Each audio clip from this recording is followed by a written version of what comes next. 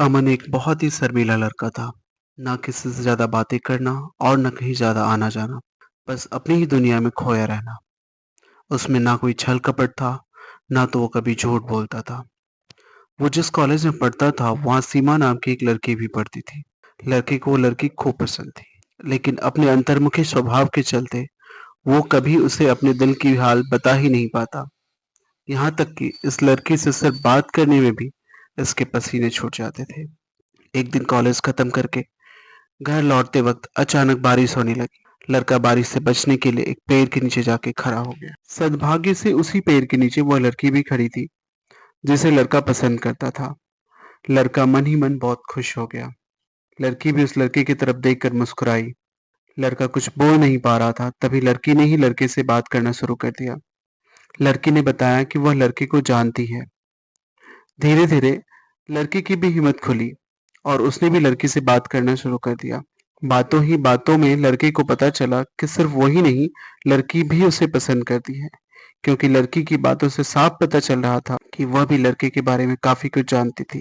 वो तब होता है जब कोई किसी में इंटरेस्ट रखता है। बारिश और ज्यादा जोर से होने लगी और पेड़ के पत्तों से पानी की बूंदें उन दोनों पर गिरने लगी।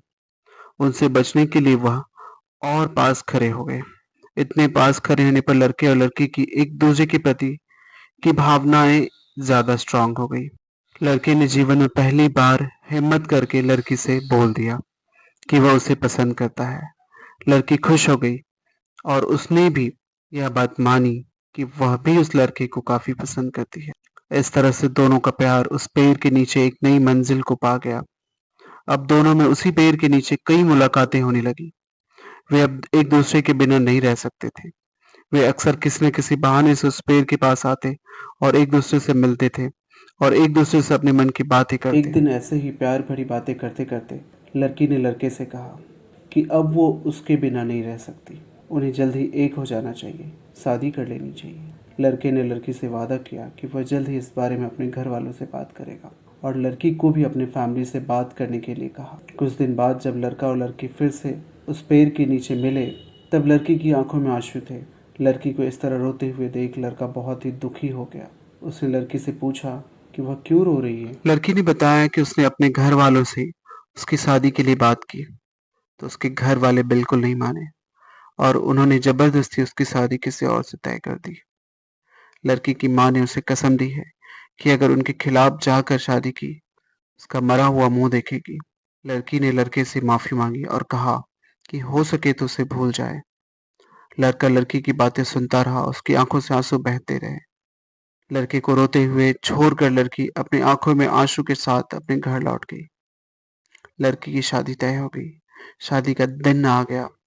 लड़की सज धज कर बैठी हुई थी, लेकिन उसके चेहरे पे कोई खुशी नहीं थी। लड़की को एक पार्सल मिला जिसके ऊपर एक चिट्ठी भी थी। लड़की ने उस पार्सल से चिट्ठी को निकाला और उसे खोलकर पढ़ा। चिट्ठी उसके प्रेमी की थी, यानी उसी लड़के की थी।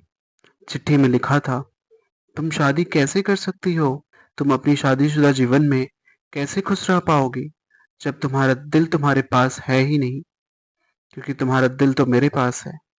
मैं तुम्हारा दिल लौटा रहा हूँ ताकि तुम अपने पति को भविष्य में प्यार कर सको और तुम्हारी शादीशुदा जिंदगी अच्छी लड़की ने उस पार्सल को खोला और देखकर वो बेहोश हो गई। उस पार्सल में उस लड़के का खून से लथपथ दिल था जो उसने निकाल कर उसे भेजा था। खून से लथपथ दिल देखकर सीमा वही बेहोश हो गई और फिर कभी नहीं उठ पाई।